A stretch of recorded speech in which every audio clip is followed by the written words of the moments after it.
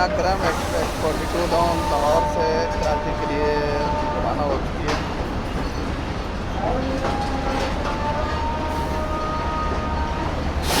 पुराना रेक और साथ मिक्सिंग हुई है।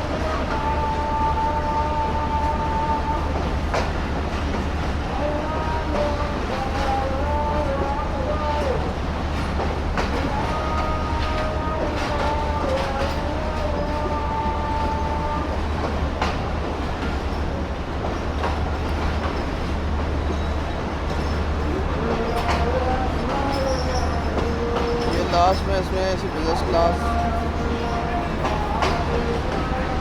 और इसी स्टैंडर्ड क्लास की जो लगी हुई है, सारा पुराना रेट है।